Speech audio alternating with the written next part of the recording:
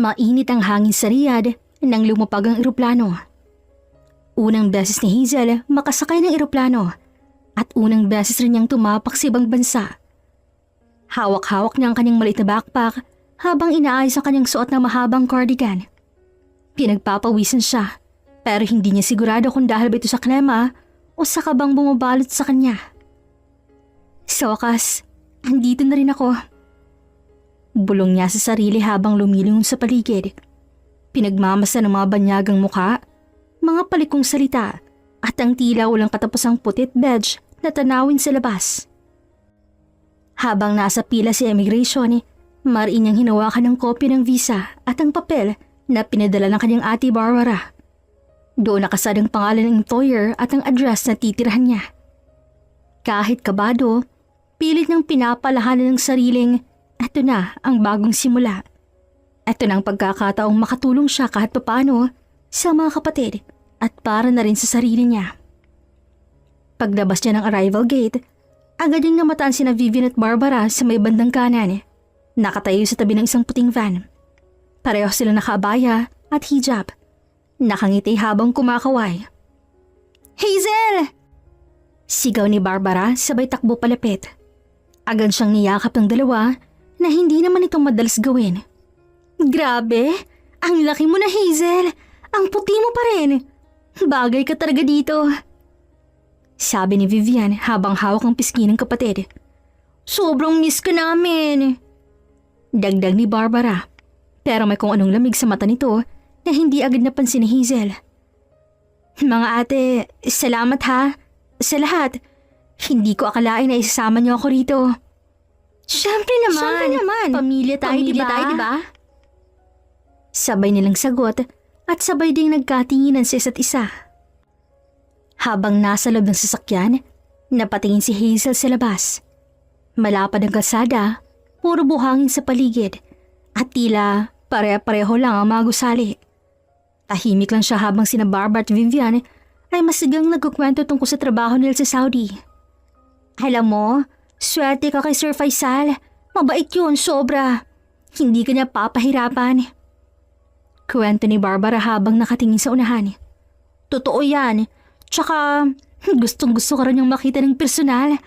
Basta sumunod ka lang sa mga utos niya. Siguradong okay ang buhay mo rito. Dagdag ni Vivian. Ganun po ba? Mahina lang ang sagot ni Hazel. Dahil hindi niya talaga kilala kung sino ang Faisal na sinasabi nila. Wala siyang narinig na employer interview. Wala ring kontrata. Basta sinabi lang ng mga ate niya na may trabahong naghihintay sa kanya rito. At dahil walang-wala na rin siya sa Pilipinas, sumugal na rin siya.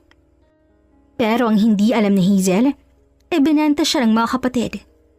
Akala niya, trabaho lang ito bilang kasambahay, tulad ng sabi ni na Vivian at Barbara. Pero ang totoo, may mas malalim at madilim na dahilan pa ang pagpunta niya rito. Isang linggo bago siya umalis, nakausap niya pa si Barbara sa tawag. Hazel, magandang buhay dito. Magandang bahay. Mabait pa ang amo. Sabi nga, gusto ko rin daw niyang matulungan. Sayang din, di ba? Talaga ate? Pero hindi ba kayo mahihirapan kung ako pang isasama? Hindi no. Family tayo. Tsaka gusto ko rin makita ni Sir Faisal. Nagandahan daw siya sa'yo sa picture eh. Malay mo, pag nagustuhan ka, hindi ka na palipasin sa init ng kusina. Sabay tawa ng peke. Natahimik lang si Hazel noon. Mahiyain kasi siya at hindi sanay sa mga papuri. Pero dahil sa hirap ng buhay matapos pumanaw ang kanilang ina, napilitan siyang sumunod. Si Hazel ay 23 years old. Mestisahan ka at walang alam sa kanyang pinagmulan. Lumaki siyang tahimik, mas gusto ang nasa bahay. Nag-aalaga ng halaman, tumutulong sa kusina. Hindi siya mahilig makipagsabayan sa mga kabataan sa kanilang lugar. At kahit hindi niya alam, damang-dama niyang hindi siya lubos na tanggap ng mga kapatid. Ang mama lang talaga nila ang bukod tangi yumakap at umintindi sa kanya. Kaya nang namatay ito, para bang nawala na rin ang mundo ni Hazel. Hindi na siya pinapansin ng dalawa. Pinagtitripan pa. Pero kahit ganoon, pinili pa rin niyang manahimik. Makalipas ang halos 30 minutong biyahe, huminto ang van sa harap ng isang malaking gate na parang mansyon. May 2 palapag, may fountain sa harap at may garden sa gilid. "Ito na yon," sabi ni Vivian habang bumababa ng sasakyan. Pagbaba pa lang ni Hazel sa van sa harap ng malawak na bakuran ng bahay ni Faisal, agad niyang naramdaman ng paninikip ng dibdib. Hindi niya alam kung dahil ba ito sa init ng paligid o sa kaba na hindi mawala-wala sa kanyang dibdib simula pa noong lumapag ang eroplano. Ang bahay ay tila palasyo sa paningin niya. Isa yung tanawing dati nilang napapanood sa TV o nababasa sa mga nobela. Ngunit ang mas ikinagulat ni Hazel ay hindi ang bahay, kundi ang pagtanggap sa kanya ng kanyang mga kapatid. "Halika Hazel, pahinga ka muna. May inhanda kaming kwarto para sa'yo." Malumanay na sambit ni Barbara habang inaakal siya papasok ng bahay. "Tama si ate. Mamaya ipapakilala ka namin kay Sir Faisal. Pero huwag kang kabahan ha. Mabait siya." Dagdag pa ni Vivian habang bitbit ang maliit ng backpack. Napatingin si Hazel sa kanila habang naglalakad. May kung anong kakaiba. Para bang hindi ito ang Vivian at Barbara na nakasama niya sa iisang bubong noon. Noon, halos hindi siya pinapansin. Madalas, siyang tagalinis ang kwarto nilang dalawa. Siyang tagabuhat ng labada. Siyang tagahugas ng pinggan habang ang dalawa'y nakastambay lang sa sala. Ngunit ngayon, tila sila'y ibang tao. Maasikaso, magiliw at may ngiti sa labi. Naguguluhan man ay hindi nilang nagsalita si Hazel. Marahil, na-realize na lang ng kanyang mga kapatid ang kahalagahan ng pamilya. Lalo na ngayon na nasa ibang bansa na sila. Baka may pag-asa pang bumuo muli ng koneksyon. Umaasa pa rin si Hazel kahit may bagyang alinlangan sa puso. Pagpasok nila sa bahay, sinalubong sila ng malamig na hangin mula sa aircon at ng bango ng mamahaling pabango na bumabalot sa buong paligid. Maayos ang sala. May puting sofa at malaking TV sa gitna.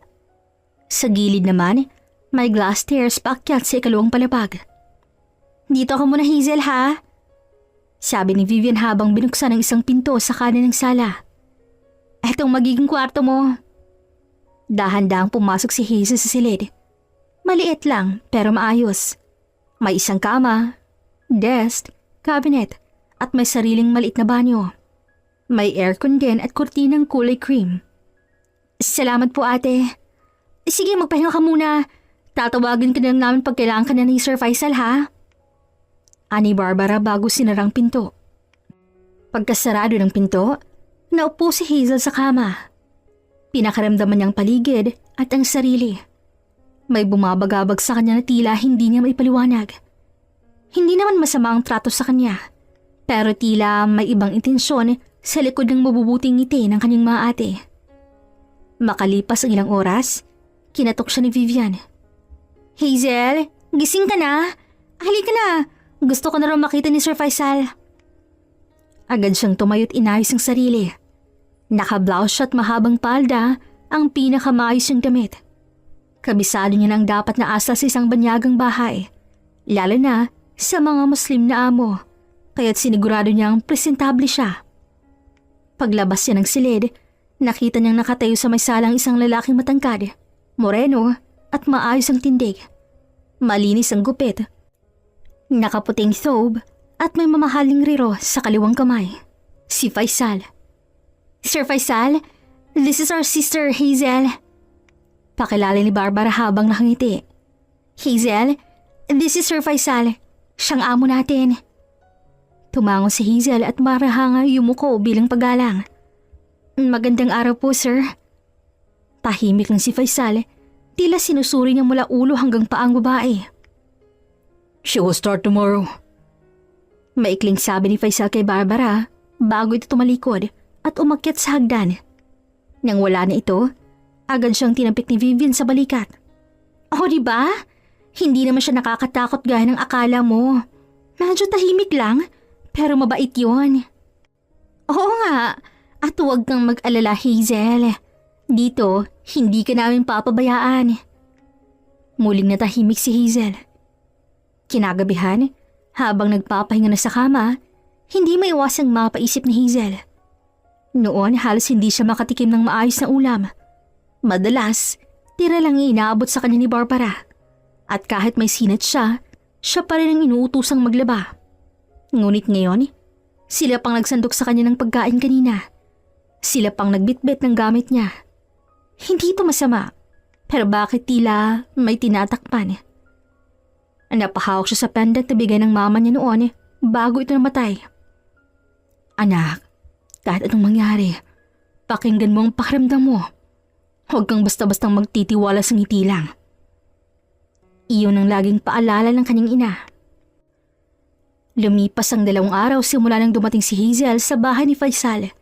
Sa mga araw na yon, pinapagawa lang siya ni na Barbara at Vivian ng mga simpleng gawain.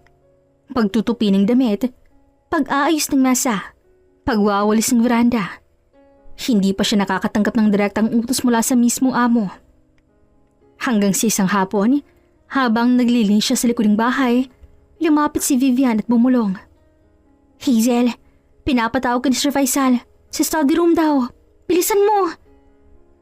Agad na bumilis ang pintig ng puso ni Hazel. Ngayon pa lang siya kakausapin ng personal ni Faisal.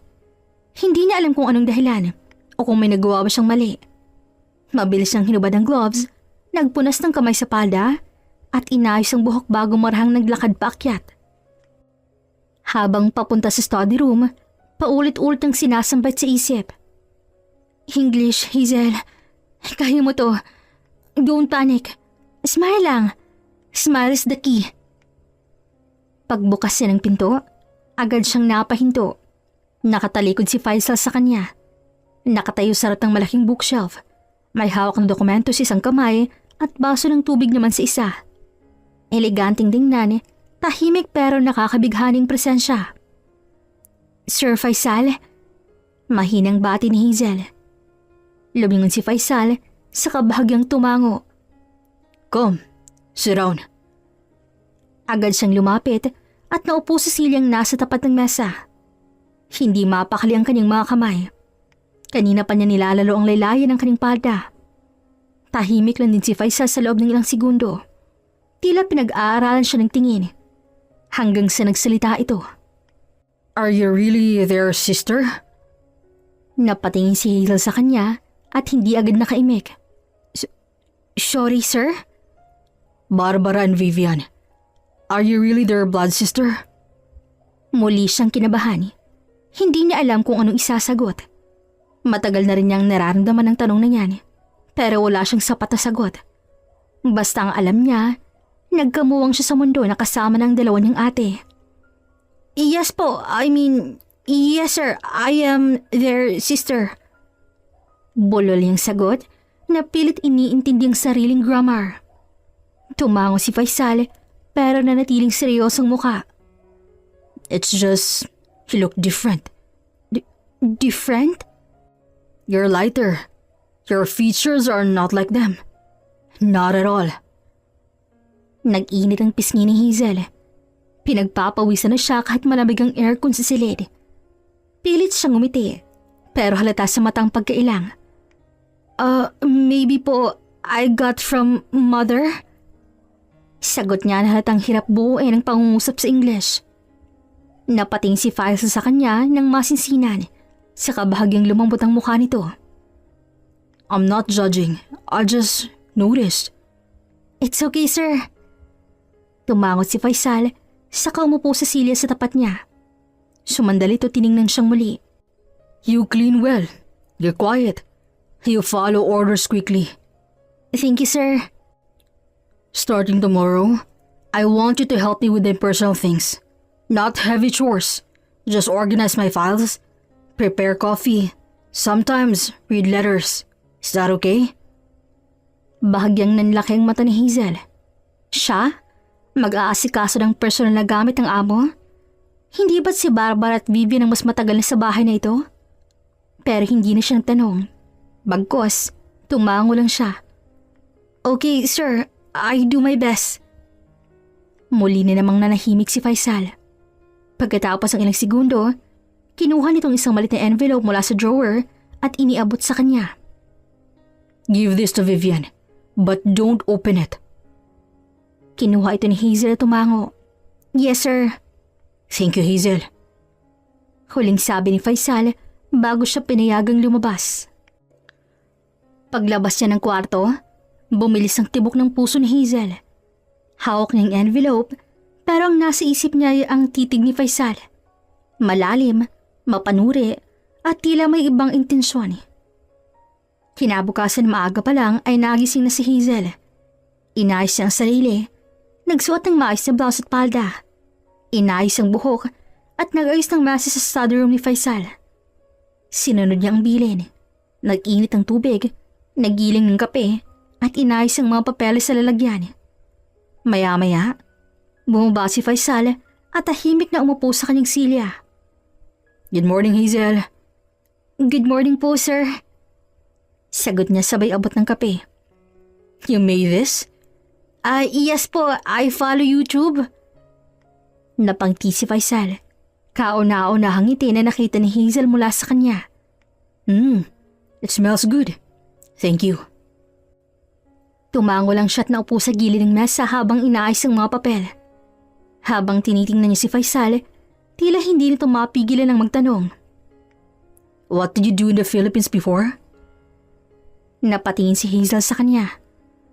Sa bahay lang po. Taking care of mama. No work, but I can cook, clean and garden. You took care of your mother? Yes po. She's sick. Then she go heaven. Hindi maiwasang magkabuhol-buhol ang salita niya. Pero pilit niyang pinapahayag. I see. Sabi ni Faisal sa katahimik itong uminom ng kape. Habang tinititigan niyang hawak nitong tasa, isang baging unti-unting bumubuo sa isipan ni Hazel. Si Faisal ay hindi nang basta amo. Parang may hinahanap ito. Parang may gustong tuklasin sa kanya. At sa bawat araw na lumilipas, lalo siyang napapansin. Lalo siyang tinatawag. At sa bawat utos, dumarami ang tanong na hindi lang tungkol sa trabaho kundi tungkol na rin sa kanya. Samantalang sa kabilang banda naman, simula nang dumating si Hazel sa bahay ni Faisal, may isang bagay na hindi niya maipaliwanag. Sa dami ng kasambahay na pumasok at umalis sa kanyang tahanan, ngayon lang siya muling napaisip ng malalim. Hindi dahil sa ganda niya, bagamat totoo ngang may kaamuhan ng mukha ng dalaga. Ngunit ang hindi maalis sa isipan ni Faisal ay ang uri ng presensya ni Hazel. Sa bawat araw na dumaraan, napapansin niyang hindi ito reklamador. Tahimik lang na sumusunod sa utos. Maingat sa bawat galaw at bihirang tuminang diretso sa kanyang mga mata. Mula noon, sinubukan niya itong kilalanin, kaya't nagsimula siya sa simpleng paraan. Nang ikatlong linggo ni Hazel sa kanilang bahay, may ginawang eksperimento si Faisal. Nang maisip niyang si Hazel na ang inatasang maglaban ng ilan sa kanyang personal na damit, palihim niyang sinuksok ang isang sobre sa bulsa ng kanyang tube. Sa loob nito, naroon ang 10,000 riyals. Sapat na para matukso kahit ang matagal na naghihirap. Walang sulat, walang kahit ano. Basta tahimik itong nakatago na parang sinadyang maiwan. Kinabukasan na matapos ang paglalaba, pumasok si Hazel sa study room, hawak ng isang maliit na envelope. Sir, I found this in pocket. Maybe accident? Sabi nito habang iniabot ang sobre. Tahimik lang si Faisal, kinuha niya yun at tumango. Thank you. Hindi niya tinanong si Hazel kung binuksan ba niya. Hindi na siya nagtanong kung nakita ba nito kung magkano. Dahil ang mahalaga, sinoli ito. Pagkaalis ni Hazel sa silid, marahang ngumiti si Faisal. Honesty, finally. Bulong niya. Ngunit hindi doon nagtapos ang pagsubok niya. Makalipas ang isang linggo, inulit niya ulit. Sa isa namang pantalon, muli niyang isiniksik ang sobre. At sa pagkakataong to, medyo mas luma na ang sobre at hindi gaanong halata. Ngunit gaya ng dati, ibinalik ito ni Hazel. Sir, money again. I don't know why but maybe mistake again? Sa pagkakataong yon, hindi agad sumagot si Faisal. Tinitigan lang niya ang dalaga. Pilit nang binabasa ang mga mata nito kung may bahid man ng pagsisinungaling. nagpangkukunwari o ng takot. Ngunit wala siyang nakita kundi ang parehang inosenteng mata na unang tumingin sa kanya na unang silang magkita. Tumayo si Faisal at lumapit sa bintana ng kanyang study room. Nakita niya nag-aalaga ng halaman si Hazel noong mga nakaraang araw. Hindi ito kasama sa trabaho nito. Pero kusa itong nagtanim ng ilang buto sa paso sa likod. Nagdidilig tuwing hapon, tahimik lang na parang nasa sariling mundo. Hindi niya alam kung bakit pero may kung anong hinahanap siya sa mga babae. Isang bagay na matagal niyang hindi makita. Sa dami ng babaeng pinapakilala sa kanya, mga sosyal, wala ni isa sa kanilang nagtagal. Dahil ang totoo, karamihan sa kanila ay nakamaskara. Pero si Hazel, wala siyang kahit anong kayamanan. Wala siyang talento sa Ingles. Wala siyang koneksyon sa negosyo. Pero may taglay itong hindi kayang bilhin ng pera. Katapatan. Hindi tulad ng mga kapatid nito na sa parehong pagsubok, hindi kailanman nagsauli. Ilang ulit niyang tinas si Vivian at Barbara. Minsan sa laundry, minsan sa drawer ng guest room. Pero hindi nila sinasauli ang perang nilalagay niya. Doon nagsimulang lumambot ang damdamin ni Faisal. Unti-unti, mas madalas niya itong pinapatawag. Sa umpisa para lamang sa simpleng utos. Kape, tsaa, pagbili ng ilang gamit sa palengke. Pero sa pagdaan ng mga araw, tila mas may ibang dahilan. Gusto niya lang itong makita o makausap kahit ilang minuto lang. Si Hazel ay nagkukumahog sa bawat utos. Hindi siya sanay sa Ingles, pero pilit na pinag-aaralan para makasagot ng maayos. Sir, this is the tea you like? Yes? Yes, Hazel. Thank you. Sir, do wrong po? I fix it? No, you're doing well. Very well. Simple, mabagal, pero tapat ang dalaga. Sadyang hindi siya tulad ng karamihan sa mababaeng nakilala ni Faisal. Minsan, tinanong niya ito habang sabay silang nag-aayos ng mga papeles sa study room. You've never been in love, Hazel? Namulang dalaga. Ako po? Hindi pa po. Wala pong may gusto sa akin. You're wrong about that. Napatingin ito sa kanya kaya ngumiti si Faisal. Ngumiti rin si Hazel sa bayuko. Nung gabing yun, hindi na sila nag-usap pa. Ngunit habang naglakad si Hazel pabalik sa kanyang kwarto, dama niyang kakaibang kabog sa kanyang dibdib. Mula sa veranda ng bahay, nakaupo si Faisal habang hawak ang isang maliit na aklat. Hindi ito business magazine, hindi kontrata, at lalong hindi Quran. Isa itong maliit at madibis sa Filipino-English dictionary na nabili niya sa isang second-hand bookstore na malapit sa embahada.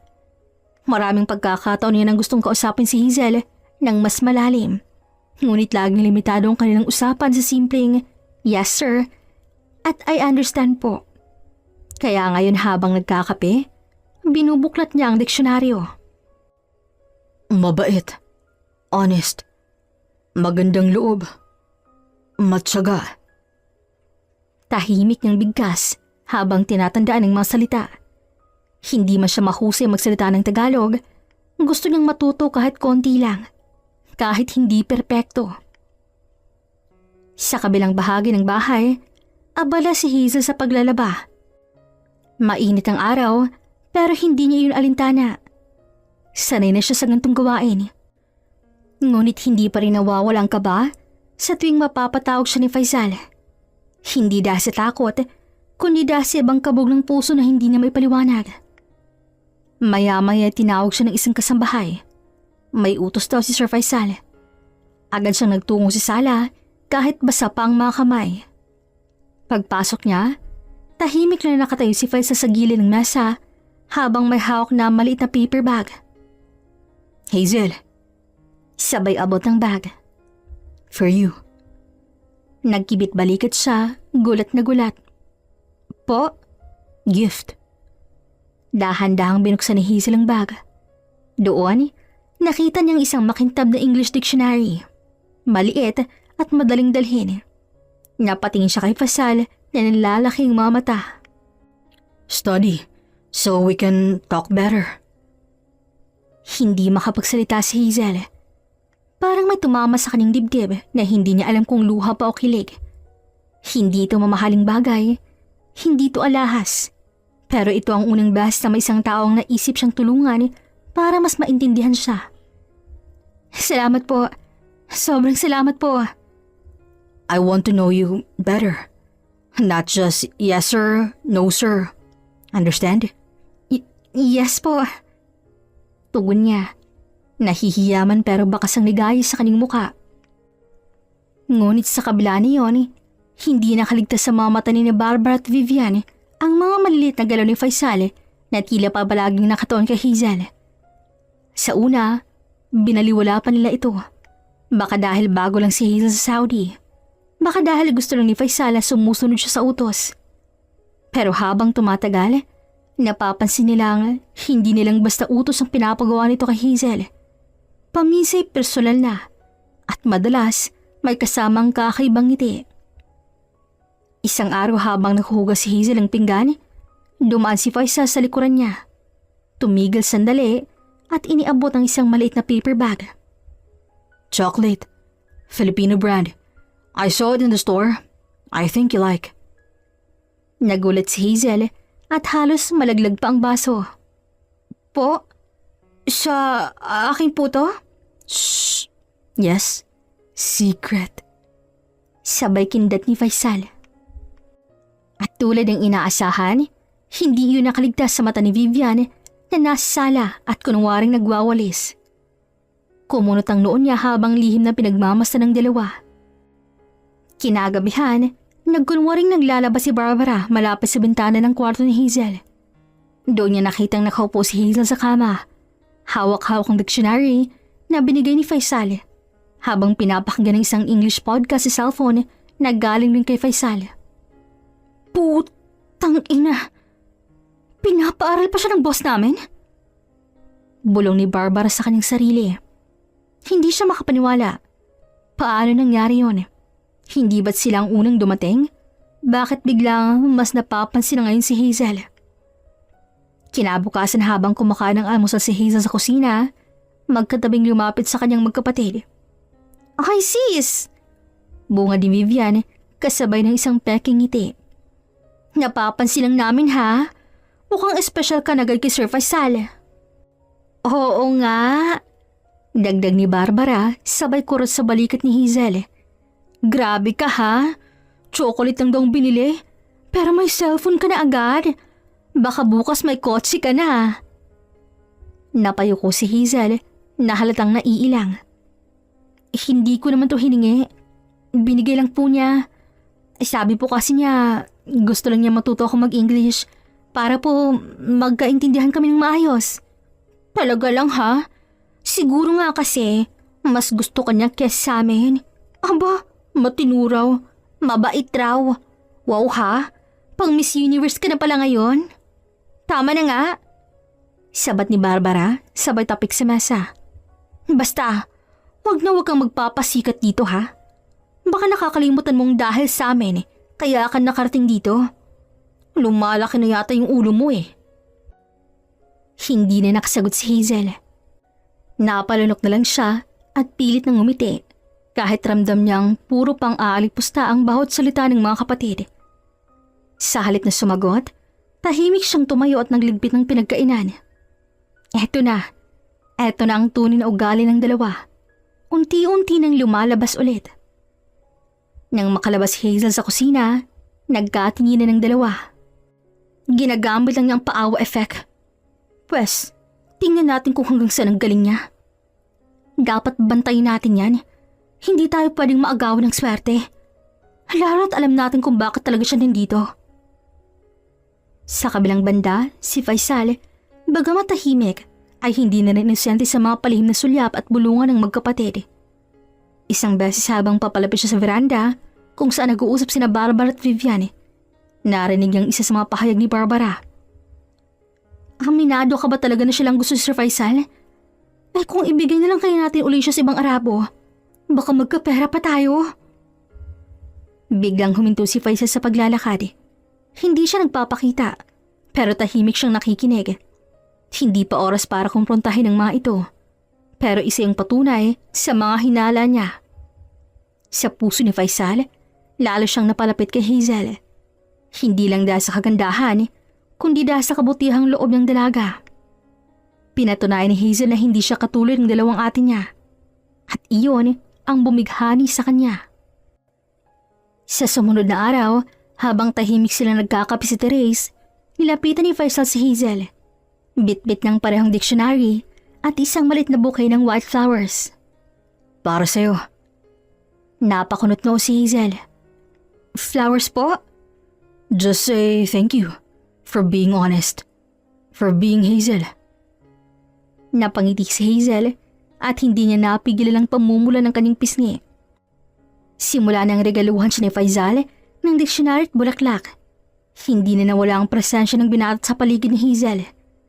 Sa tuwing may pagkakataon, lumalapit ito sa kanya. Minsan para lang kumustahin siya. Minsan para sabayan siyang kumain ng merienda sa hardin. Sa unay nahihiya pa si Hazel, payaging nakayuko at nauutal kapag kinakausap. Pero si Faisal, tila hindi napapagod. Ano ang paborito mong pagkain sa Pilipinas? Tanong nito minsan habang magkatabi silang umiinom ng tsaa sa veranda. Si Hazel na hawak pa rin ng English-Filipino dictionary ay pilit na umiiwas ng tingin. Adobo po, with egg and rice. Always rice. Maybe you can cook someday? For me? Po? Cook for me. Only me. Napakunot ang noo ni Hazel. Hindi niya alam kung dapat pa siyang kiligin o kabahan. Oo, mabait si Faisal. Oo, gwapo rin ito sa paningin ng kahit sinong babae. Pero siya, isa lang siyang kasambahay. Ano bang nakikita nito sa kanya? Simula noon, napansin na ni Hazel ang mga maliit na pagbabago. Siya ang palagi nagbibigay ng bagong libro o printed na English phrases na may Tagalog translation dito. Isang araw, may iniabot ito sa kanya. Isang maliit na kahon na may lamang pin na may letra ng H. Your first letter. H is for Hazel. Sir, bakit po kayo mabait sa akin? Hindi agad sumagot si Faisal. Tahimik lang itong tinapik ang dibdib niya, saka nagsalita. Because you are kind and true. You're different. Biglang kumabog ang dibdib ni Hazel. Pinilit niyang ngumiti, pero sa loob-loob niya, kumakalamang pagdududa. Hindi nawala sa isip ni Hazel ang mga nangyayari. Gabi-gabi niyang iniisip habang nakahiga sa kama kung bakit siya.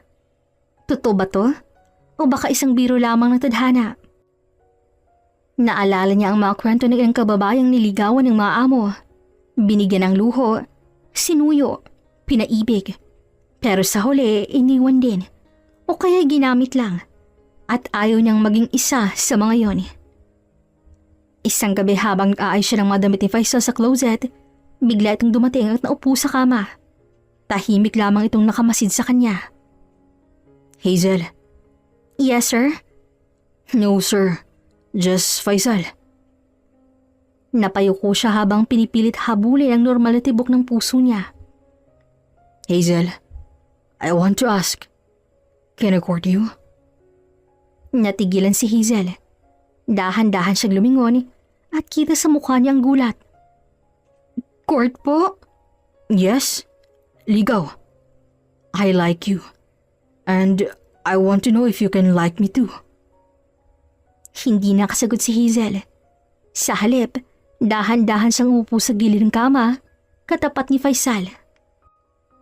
Faisal, salamat po. Pero hindi po ba kayo nagkakamali? Ako po isang katulong lang.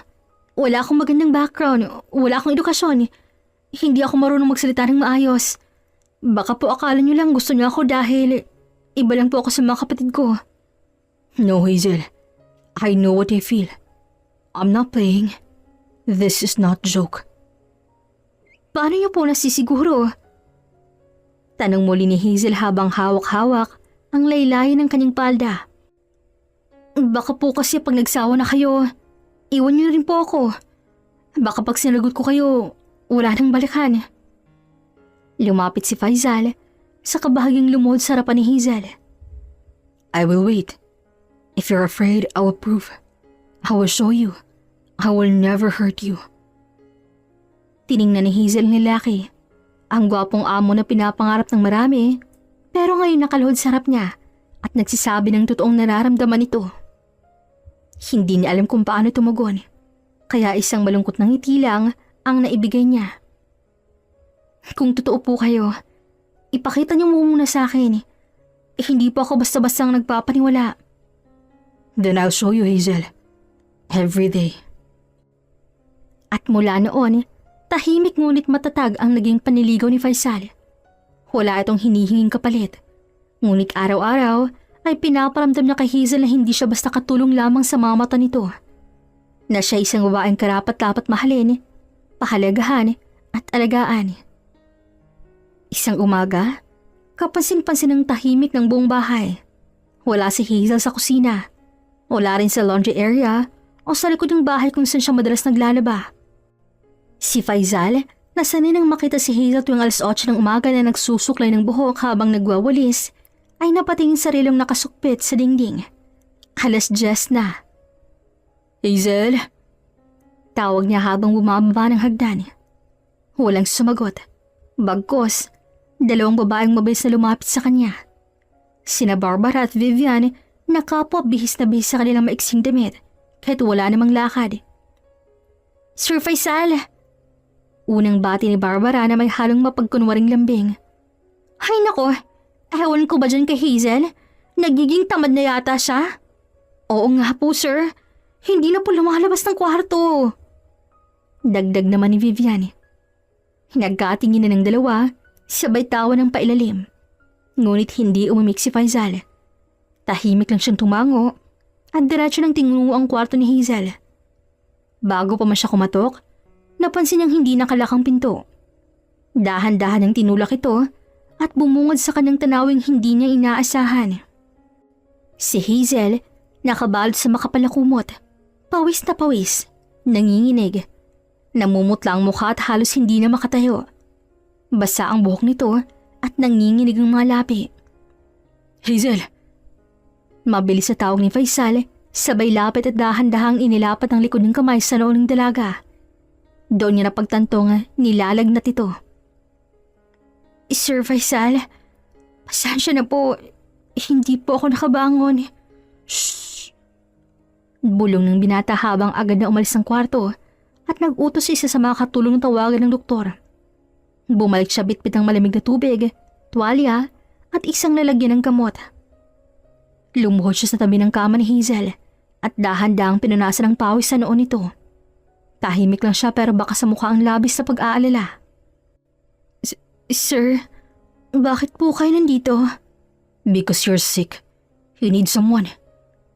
Hindi po ba kayo naiinis? Ang dami kong trabaho pero hindi ko po nagawa. Trabaho can wait. You can't. Pinilit ngumiti ni Hazel, pero isang bote lang luha ang kusang tumulo sa kanyang pisngi. Tinapik siya ni Faisal sa balikat at inabot ang gamot. Drink this. Tumango si Hazel at ininom ang gamot. Maya-maya pa, dahan-dahan siyang nakatulog habang si Faisal ay hindi umaalis sa kanyang tabi. Pinagmamasdan siya nito ng tahimik na tila ba may binabantayang kayamanang ayaw niyang mawala. Paglabas ni Faisal ng kwarto makalipas ang halos 2 oras, sinalubong siyang muli ni Barbara at Vivian. Kumusta si Hazel, sir? Kunwaring tanong ni Barbara. Okay na ba siya? Kawawa naman. Baka malala na. Dagdag ni Vivian. Ngunit hindi sinagot ni Faisal ang mga tanong nila. Matalim lang ang tingin nito sa dalawa, sa katahimik na bumaba ng hagdan para asakasuhin ang mga kailangang bilhin para kay Hazel. Kinagabihan, muling pumasok si Faisal sa kwarto ni Hazel na ngayon bahagya ng nakakalakad. Hawak nitong isang tray na may lugaw, isang baso ng tubig at isang maliit na bouquet ng bulaklak na puti. Special delivery. Grabe po kayo. Baka po napapagod na po kayo sa kakalalay sa akin. Nope. I want to. Umupo ito sa kanyang tabi, sabay kuha ng kutsara at sinimulang subuan si Hazel Ay, kaya ko na po yata. No. You need rest. Let me. Tahimik niyang isinubo ni Hazel ang lugaw, habang si Faisal ay pinupunasan ng gilid ng labi niya. Doon tuluyang bumigay ang puso ng dalaga. Hindi man niya sabihin agad, ngunit sa loob-loob niya, wala nang ibang lalaking nakakagawa ng ganito para sa kanya. Makalipas ang ilang araw, tuluyan ang gumaling si Hazel. Bumalik siya sa kanyang mga gawain ng mas masigla at mas maganang pakiramdam. Ngunit higit sa lahat, mas klaro na ang pintig ng puso niya. Isang gabi habang nililinis ang veranda, lumapit si Faisal. You look better. Sabi nito na may kasamang ngiti. Thanks to you. Can I ask something again? Sige po. Will you let me love you now? Natigilan siya. Pinikit ni Hazel ang mga mata at huminga ng malalim. Faisal, simula nung inalagaan mo ako, doon ko nakitang totoo kayo. At oo, pwede mo na ako ligawan. Pero sana dahan-dahan lang po tayo. Umiling si Faisal sa kahinawakan ng kamay ng dalaga. No, I will not just court you. I will marry you. Simula nang gumaling si Hazel mula sa pagkakasakit, naging mas malapit siya kay Faisal. Ang bawat kilos ng binata ay laging may pag-aalalang hindi niya kailanman natagpuan si iba. Unti-unti, ang dating takot ni Hazel ay napalitan ng tiwala. At sa bawat araw na lumilipas, ang pagtitingin nila ay naging mas lantad sa mga mata ng buong kabahayan. At syempre, hindi din ito nakaligtas sa dalawang kapatid niyang sina Barbara at Vivian. Psst! Bulong ni Barbara kay Vivian habang nag-ayos ang hair curler sa sala. Kanina pa yung si Sir Faisal sa likod. Kausap na naman si Hazel. Ay naku, akala mo naman talaga kung sinong malinis. Nagkasakit lang, biglang may special treatment na. Pareho silang umisi. Pero sa likod ng mapagkunwaring mga ngiti, ay isang bagay hindi nila kayang itago. Inggit. Hindi lang dahil mas napapansin si Hazel, kundi dahil ilang taon na rin silang nagpapapansin kay Faisal. Ilang ulit nang nagpalit si Barbara ng damit bago maghain ng kape sa binata. Ilang ulit nang sinadyang dumaan ni Vivian na parang modelong may catwalk sa harap nito. Ngunit hindi siya kailanman tiningnan. Ni isang ngiti, wala.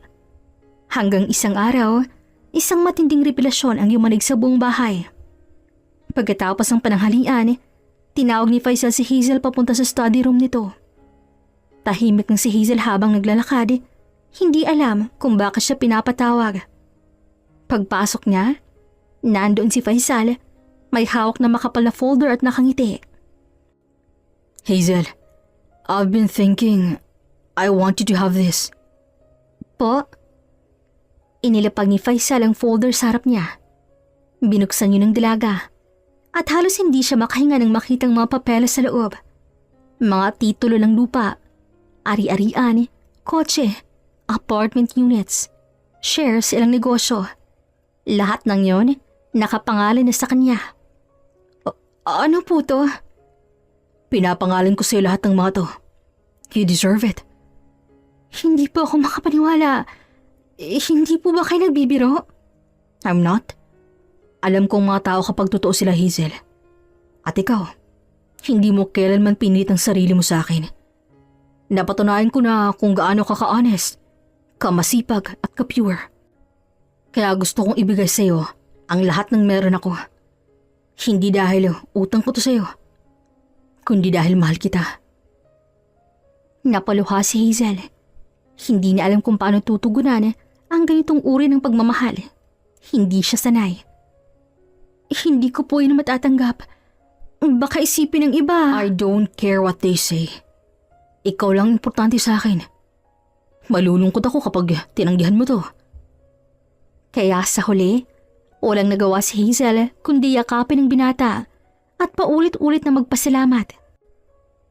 Ngunit ang masaya sanang tagpong yun ay may kasunod palang gulo.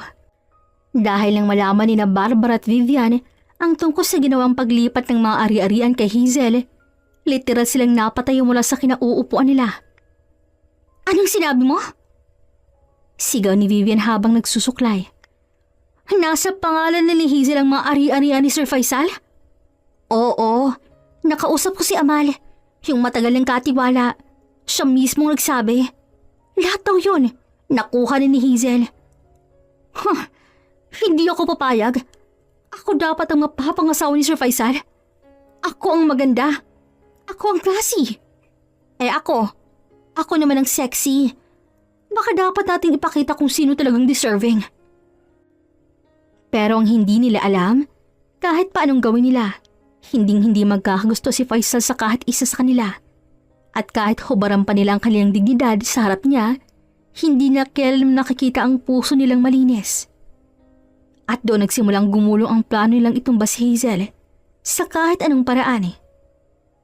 Isang hapon, nasa loob si Hazel ang kanyang silid habang pinupunasan ng maliit na altar sa tabi ng bintana. Simula nang ibigay ni Faisal sa kanyang karangyang to, pilit nang pinanatiling simple ang sarili. Ayaw niyang makalimot kung sino siya. Natigil lamang siya sa ginagawa nang makarinig siya ng katok. Kasunod ang pagbukas ng pinto. Napalingon si Hazel. Doon nakatayo sa pintuan sina Barbara at Vivian. Magkakasalubong ang mga kilay, nakakuyong mga palad, at kahit walang sinasabing salita agad, damang-dama ni Hazel ang mabigat na hangin sa pagitan nila. Hazel, maitatanong lang kami. Panimula ni Barbara. Tumango si Hazel kahit kinakabahan. Ano yun ate? Gusto lang naming malaman kung kayo na ba ni Sir Faisal? Napasinghap si Hazel. Napatingin siya agad sa sahig. Hindi niya alam kung anong isasagot. Sa totoo lang, ni siya mismo ay hindi pa sigurado kung paano tatawagin ang namamagitan sa kanilang dalawa ni Faisal. Hindi pa po. Wala po. Wala? Sigurado ka? Bakit biglang ikaw namang hawak ng mga titulo ng lupa? Lahat ng ari-arian niya, sa'yo napunta. Paano namin nalaman? Malamang, nauna kami dito kesa sa'yo. Huminga naman muna ng malalim si Hazel. Si Faisal pong nagpilit noon. Tinanggihan ko nga po nung una pero... Pilit? Sino bang babaeng pinipilit kung ayaw talaga? Hazel, halata ka ha? Ginamit mo yung inosente mong muka. Napakasinungaling mo. Dagdag ni Barbara. Simula't simula pa lang. Palagi kang nagkukunwaring wala lang. Pero ang totoo, ikaw ang gusto ng lahat. Lahat ng tao nakikita ka bilang mabait, masipag, maalaga. Pero alam mo ba kung anong tingin namin sa'yo? Parang anay. Mariing sambit naman ni Vivian. Tahimik, pero unti-unting kinakain ng lahat. Lahat ng meron kami nakukuha mo. Lahat ng bagay na dapat para sa amin. Hindi ko po sinasadya yun.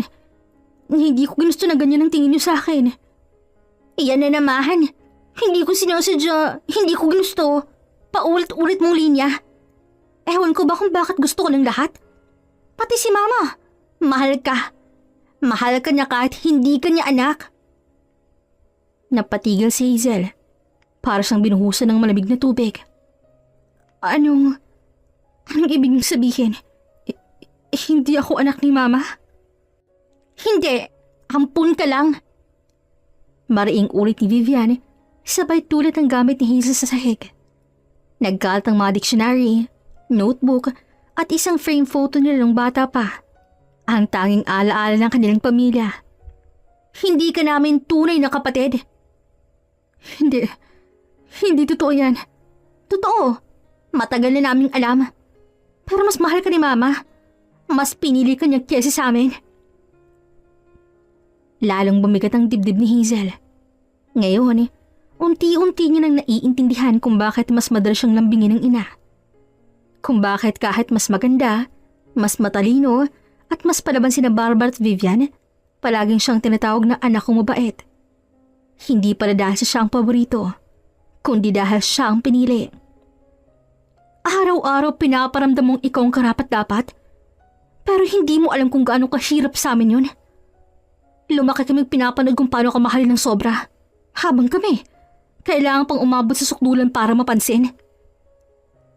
Hindi ko po ginusto. Pero nakuha mo lahat. Ngayon ba naman pati si Sir Faisal? Biglang napahagulhol si Hazel. Hindi niya nakinaya pa. Lahat ng tanong na kinikimkim niya sa puso, ngayon ay may kasagutan na. Alam mo, kung kami lang nasunod, sana hindi ka na namin pinapunta rito sa Saudi. At hindi namang sayang, di ba, Vivian? Oo nga naman. Hindi rin naman pala sayang ang pagpaparaya naming dalhin ka rito. Kasi in the end, nagkapera rin kami sa'yo. Anong ibig mong sabihin? Ay, nako, kawawa ka naman talaga, Hazel. Akala mo welcome ka rito. Akala mo tinulungan ka namin. Pero ang totoo, may kondisyon bago ka namin pinapunta sa Riyadh. Anong kondisyon? 50,000. 50,000 riyals. Ano? Hindi totoo yan. Oh, hindi raw totoo. Kung hindi ka naniniwala, bakit hindi mo tanong ng prinsipe mo? Si Faisal.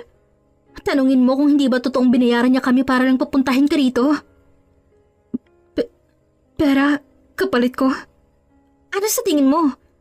Na naging mabait lang kami bigla tinanggap kang parang tunay naming kapatid? Hindi, oy Hazel. Ginawa namin yun kasi may kapalit. Tuluyang bumagsak ang luha ni Hazel. Hindi niya na kayang kontrol ang panginginig ng buo niyang katawan.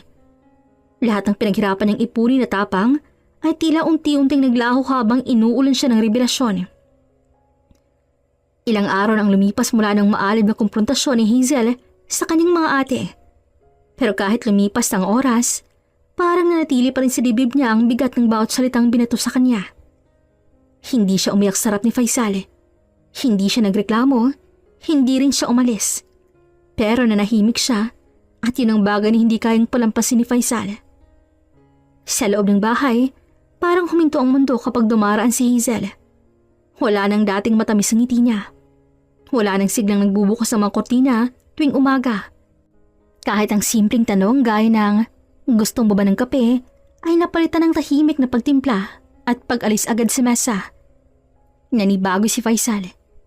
Hindi siya sanay na hindi siya kinakausap ni Hazel. Kaya naman isang gabi, nang hindi na siya nakatiis, nilapitan niya na si Hazel.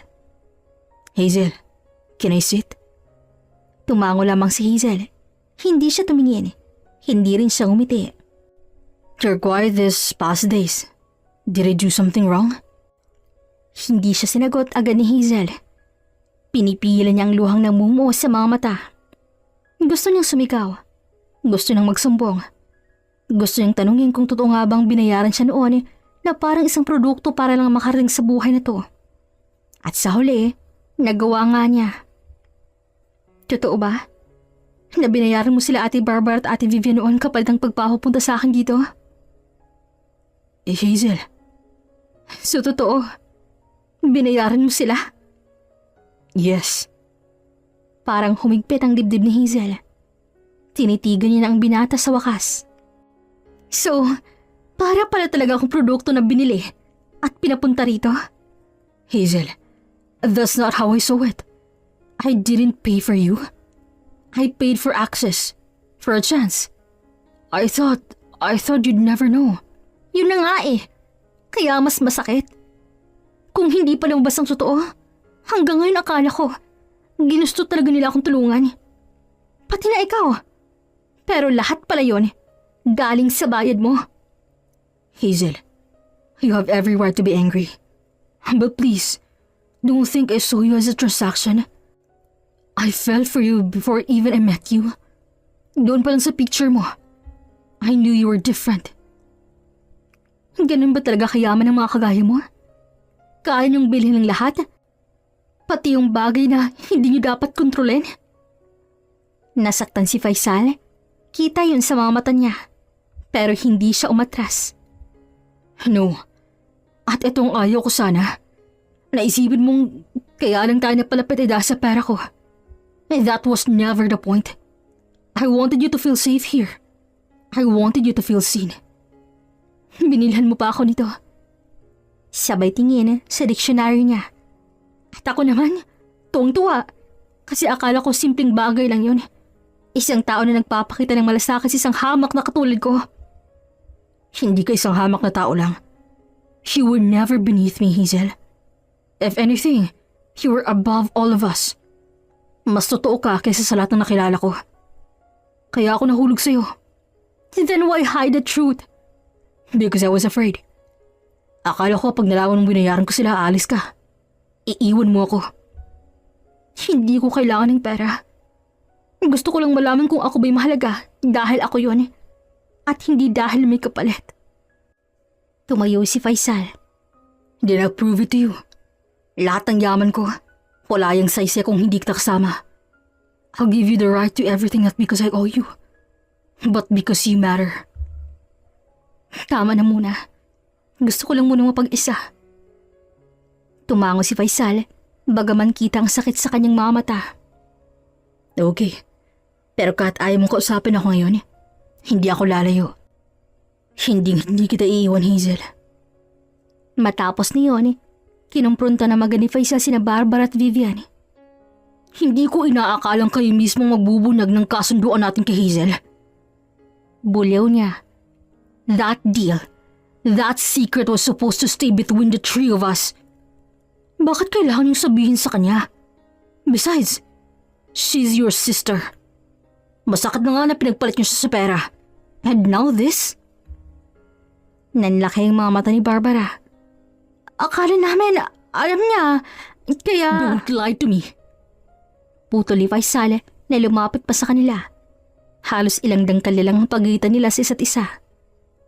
Alam ninyong hindi niya alam. At sinadya niyong gamitin yan para saktan siya. Pinagkatiwalaan ko kayo. Binigyan ko kayo ng pera. Pinakataan ko kayo ng respeto. Pero anong sinukli niyo? Paninira. Pambubo ko ng sikreto. At inggit na puro pait. Bakit kayo ganyan sa sarili ng kadugo? Halos marinig nila ang pagkabog ng dibdib nila sa bawat segundo. Makinig kayong mabuti. Isang pagkakamali pa. Isang salita pa laban kay Hazel. At pauuwiin ko kayong dalaw sa Pilipinas. Sa oras na gumawa kayo ng kahit anong ikakasama ng kapatid niyo.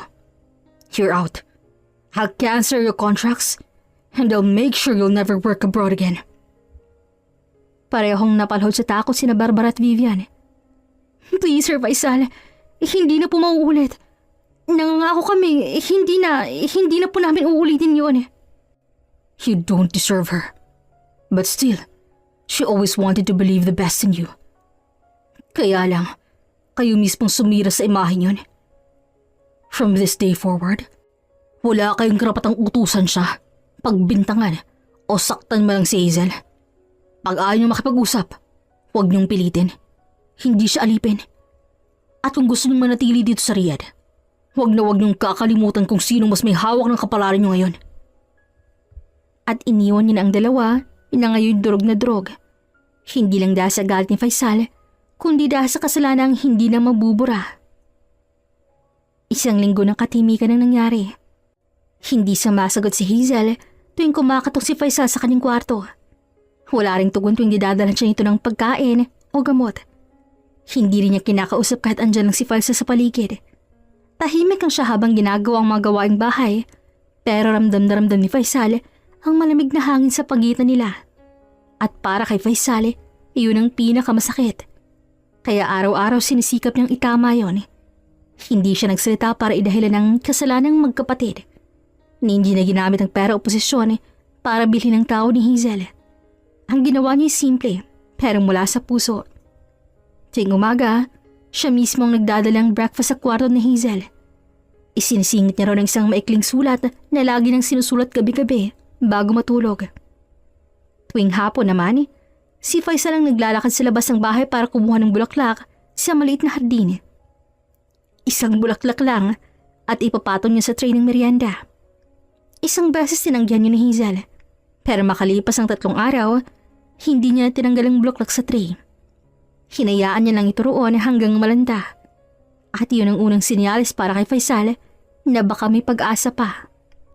Tuwing gabi, sinisigurado niya ang bukas ang ilaw sa labas ng kwarto ni Hazel. Nag-iiwan siya ng mainit na gatas at minsan may tinapay. Hindi niya na kinakatok. Iniiwan niya na lang at kinabukasan, laging wala na iyon roon.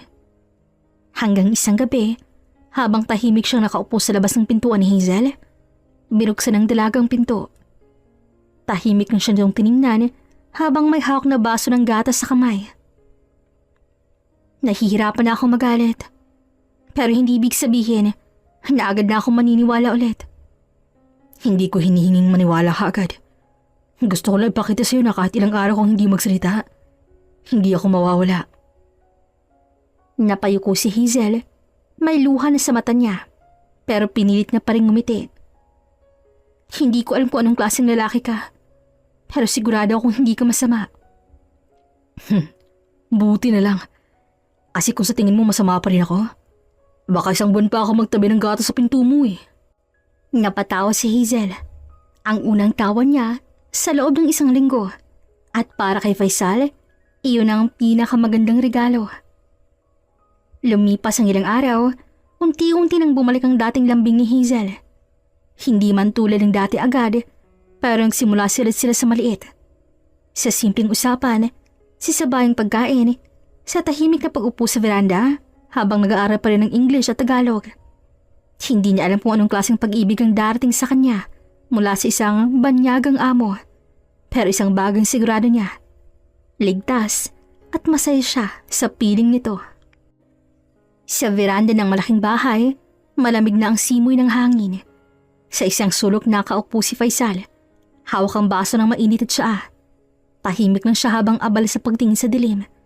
Ngunit naputol ang kanyang pag-iisip nang marinig niya ang mahinang yabag ng tsinelas sa tiles. Paglingon niya, naroon si Hazel. Walang make-up, naka-oversized shirt lang. Pero para kay Faisal, siya pa rin ang pinakamagandang tanawin sa buong Riyadh. Can I sit here? Tumango si Faisal. Of course. Tahimik muna silang dalawa hanggang sa nagsalita na si Hazel. Faisal? Yes? Hindi ko na kayang itago. Gusto ko malaman mo na hindi ko pala kayang magalit sa'yo ng matagal. I tried to. But every time I remember how you took care of me when I was sick, how you didn't even take advantage of me kahit kaya mo naman. I knew I was wrong to doubt you. Pero bakit mo naman ako binayaran sa dalawa kong kapatid? Ginawa ko yun. But not for the reason you think. I didn't pay them because I thought you were a product I could buy. No. I saw your photo once. And Hazel, believe me, I felt something strange. Something I couldn't explain. Nag-init ang pisngi ni Hazel. Nakayuko na lang siya, ayaw magpakita ng emosyon, pero damang-damang bigat sa sinabi ni Faisal. I thought it was crazy. I didn't even know your name then. But your eyes, they were full of sadness, but also full of life. I knew I had to find a way to bring you here. So, you already liked me even before we met? Totoo ba talaga yung sinabi mo? Yes, but I wasn't sure if it was just admiration. That's why I tested you. With money. With little things. Not to trick you, but because I needed to see if my heart was right. Napasinghap si Hazel. I saw how you turned the money. How you cared for everyone even when they were cruel to you. How you tried to speak English, even when it was hard. Hazel, I felt even more. Unti-unting bumagsak ang luha ni Hazel habang nakikinig. Hindi na siya nagsalita dahil ang puso niya parang sumisigaw sa damdamin na hindi pa handang ilabas. You were never a product to me, Hazel. You're the answer to a prayer. I never even said it loud. And if you can still trust me now, I'll wait. I'll keep proving myself to you. Hindi mo na kailangang patunayan na, Faisal. Kasi kahit hindi mo man agad inamin, ikaw rin ang sagot sa lahat ng dasal ko noon pa man. Nagkatinginan sila. Hindi na kailangan pa ng yakap o halik. Sapat na ang mga salitang binitawan nila para maramdaman nilang pagmamahal sa isa't isa. Sa mga sumunod na araw, muling bumalik sa walang maaliwalas sa masayang samahan ni na Hazel at Faisal. Matapos ang matapat na pag-uusap nila, kung saan inamin ni Faisal na noon pa man ay nahulog na ang loob niya kay Hazel. Kahit sa litrato pa lang, ay tila mas naging malapit pa sila sa isa't isa. Hindi na rin nagtagal ang tampo ni Hazel sapagkat sa puso niya, alam niyang hindi na kayang magalit ng matagal sa binatang Arabo na sa kabila ng lahat ay minahal siya ng totoo. Ngunit sa likod ng mga ititlambingan ng bagong magkasintahan ay ang unti-unting paglalim ng galit at inggit ni na Vivian at Barbara. Sa bawat titig na palihim, sa bawat sulap ni Faisal kay Hazel, parang lumulubha ang apoy ng selo sa puso ng magkapatid. Hindi na nila matagalan pang mga pangyaring yun. Nang dating tinatrato lang nilang ampon at taga-silbi ay ngayon minamahal at tinataas ang halaga ng lalaking matagal na nilang pinagnanasaan at sinusuyo. Siya? Siya talagang napili niya? Bulong ni Vivian kay Barbara habang nakasilip mula sa sulok ng kusina. Napaka-ipokrita talaga. Ayan ang kapalit ng pagiging bait-baitan niya. Pero hindi tayo pwedeng magpatalo. Sa gabing yun, sa mismong sulok ng kanilang kwarto, habang anino lang nila ang nakikita sa ilaw ng malit na lampara, ibinunyag ni Barbara ang plano. Ang lasunin si Hazel para mabaling sa kanila ang atensyon ni Faisal at makuhang lahat ng kayamanan nito. Para sa lahat ng kinuha niya sa atin. Ilang araw sila nag-abang ng tamang pagkakataon. Hindi na nila halos kinakausap si Hazel. Pero hindi rin sila nagpapakita ng kahina-hinalang kilos. Hanggang sa dumating ang plano. Sa umagang yun tila walang kakaiba. Maaliwalas ang panahon. At gaya ng nakasanayan, naghain ng almusal sina Vivian at Barbara. Wala sa kanilang mga kilos ang makikita ang kahina-hinala. Nakangiti pa nga si Barbara habang iniaabot ang tasa ng tsokolate kay Hazel. Naisip ko lang, napagod ka kahapon, Hazel. Para sa'yo yan, isa pa pambawi na rin. Kahit naman di tayo tunay na magkapatid, gusto naming makabawi sa'yo. Natakot na kami kay Sir Faisal kaya di na kami gagawa ng kalokohan, pangako. Anito habang pinipilit itago ang nanginginig na excitement sa loob. Thank you, ate. Nakangiting tugon niya bago dahan-dahang tinungga ang mainit na inumin. Hindi na rin nagdudaba si Hazel dahil ilang linggo na rin tahimik ng dalawa na talaga namang makikitaan mo ng pagbabago. Ngunit ilang minuto pa lang lumipas, nagsimulang manikip ang kanyang dibdib. Unti-unting napayuko si Hazel habang ang kamay niya ay nakakapit sa tiyan. Masakit ang tiyan ko. Napaling si Vivian na kunwari nag-aalala. Hazel, okay ka lang? Hindi na siya nakasagot nang bigla na lang siyang bumagsak sa sahig. Nanginginig, nagsusuka at namumutla. Hazel! Sigaw ni Barbara na nagpanggap na takot. Diyos ko, tulungan niyo kami! Sa oras ding yun, sakto namang dumating si Faisal mula sa grocery store. Agad yung nakitang nangyari at nilapitan si Hazel na nawa'y halos mawala na ng malay. Hazel? Hazel, what happened? Nang walang sino man ang makapagsabi ng diretso, agad niyang kinuha ang cellphone at tinawagan ng emergency services. Sa ospital, matapos ang ilang pagsusulit paglalagay ng dextrose, lumapit ang doktor kay Faisal na halatang hindi mapakali.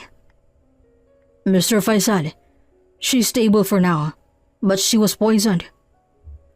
Poisoned? How's that possible? Based on the test, it was mild food poisoning caused by a substance that shouldn't be present in regular food or drink. Good thing she only drank a small amount.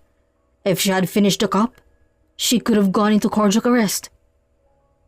Muntik nang mawala ng uret si Faisal sa narinig. Sa isang iglap, para bang sinakal siya ng galit at pagkabigla. Hindi na siya nagpahuli pa. Agad siyang umuwi habang si Hazel nasa ICU pa rin, binabantay ng mga nurse. Sa kanyang pagbalik sa bahay, dire-diretso siyang pumunta sa control room ng kanilang security system. Pinareview niya ang footage mula sa araw na yon, mula sa paghahanda ng pagkain hanggang sa eksaktong oras ng pagbagsak ni Hazel. At doon niya nakita ang katotohanan. Habang naghahanda si Barbara ng tsokolate, kitang-kita sa CCTV footage ang pagkuha niya ng malit na vial mula sa bulsa at pagbuhos ng ilang patak sa tasa. Pagkatapos, iniabot pa to kay Hazel ang mangiting mapanlinlang. Hindi siya makapaniwala. Ang mga taong tinulungan niyang makapunta sa Riyadh, ang mga kapatid ni Hazel na akala niya natuto na, ganito pa rin ang kayang gawin. Agad siyang bumalik sa ospital, galit na galit. Bit-bit ang kanyang laptop kung saan nandoon ang footage. Inabutan niya si Hazel ng mulat na. Napaupo ito nang makita siyang padarag na lumapit. Faisal. Pero hindi siya agad nakapagsalita. Lumuhod siya sa tabi nito at maring humawak sa kamay ni Hazel. I saw everything. They poisoned you. Your sister tried to kill you. Binigay ni Faisal ang laptop sa kanya at sa kabila ng kahinaan ng katawan, pinanood ni Hazel ang video hanggang sa huling segundo. Napaiyak siya. Hindi siya makapaniwala. Bakit? Bakit nila ito ginagawa sa akin? I'm so sorry. I trusted them, Hazel. I let them inside my home, my life, thinking they'll change. But this is unforgivable. Kahit kapatid mo sila, I will call the police. They will answer for this. Faisal, please. Mahinang sabi ni Hazel habang pinipigilan siya sa braso. Pauwiin mo na lang sila. Wala nang mangyayari kung mapupunta sila sa kulungan. Sapat nang malaman nilang hindi sila nanalo. Sapat nang wala na silang lugar dito. Kapatid ko pa rin sila. Nadala lang sila ng galit nila sa akin. But they almost killed you. I tried to forgive them dahil kapatid mo sila. Pero ito, I won't let this pass. Please, Faisal. Hayaan mo na lang sila. Okay naman ako eh. Yun ang importante. Please. Hindi siya agad nakasagot. Nanatili lang tikom ang mga labi ni Faisal habang tinititigan ng luha ang mukha ni Hazel. Ngunit sa huli, pinakawalan niyang isang buntong hininga. Alright, I will send them home. But they will never be allowed to return. Ever. Kinabukasan, tumawag si Faisal ng mga pulis. Pinuntahan ng bahay at hinap sina Vivian at Barbara na parehong nagkunwaring inosente. Ngunit matapos ipakita ni Faisal ang CCTV recording, halos hindi makapagsalita ang dalawa. Please, Faisal. Please. Hindi namin sinasadya. Iyak ni Barbara. Hindi niyo sinasadya. She could have died. You tried to kill your own sister. For what? My money? My house? My attention? Escort them. Get them ready for deportation. I've already arranged everything. Nagmakaawa pa ang dalawa kay Hazel. Please, tulungan mo kami. Ikaw lang makakausap kay Faisal. Ngunit tahimik lang si Hazel. Pagkatapos ng lahat, hindi pa rin niya kayang magkimkim ng galit. Nang makaalis ang dalawa, tumango siya kay Faisal. Salamat. You're too kind for this world. Ngumiti si Faisal, saka siya niyakap. Matapos ang sunod-sunod na pagsubok, nagpa siya si Faisal ay hatid pabalik sa Pilipinas si Hazel. Hindi lamang bilang paraan ng pagbawi sa mga panahong nawala, kundi bilang panimula ng panibagong yugto ng kanilang buhay. Sa mismong araw ng kanilang pagdating sa Pilipinas, wala mang sumalubong. Pero labis-labis ang saya na kanilang nadarama, lalo-lalo na ni Hazel. Isang linggo lamang mula sa kanilang pag-uwi, lumuhod si Faisal sa harap ni Hazel habang nakatayong ilang piling saksi sa kanilang likuran. Honey, I've loved you even when I didn't understand how it all started. But now, I know. It started the moment I saw your strength, your kindness, and how you carried pain with so much grace. Will you marry me? Yes, Faisal. Yes. Ang kasal ay ginanap sa simbahan na pinangarap ni Hazel noon pa. Nakasuot siya ng eleganteng puting gown habang si Faisal ay mukhang Arab prince pa rin sa kanyang barong-inspired suit. Tahimik na humikbi si Hazel habang iniaalay niya ang kanyang panalangin sa bagong simula. Nang ipahayag ng paring kanilang pag-iisang dibdib, nagpalakpakan ng mga bisita. Sa araw na yon, wala nang Arab prince at Pilipinang kasambahay, kundi dalawang pusong nagtagpo sa gitna ng lahat ng pagkakaiba at trahedya at nagmahalan ng buo. Samantala, sa isang malayong probinsya sa Pilipinas, naroon sina Vivian at Barbara. Matapos ang halos isang taon mula nang mapauwi sila mula sa Riyadh, halos hindi na nila makilala ang mga sarili nila. Hindi lang dahil sa hirap ng buhay, kundi dahil sa bigat ng konsensyang dinadala nila araw-araw. Isang araw, may dumating na bisita sa maliit na karinderyang pinagtatrabahuan nila. Nagulat ang magkapatid.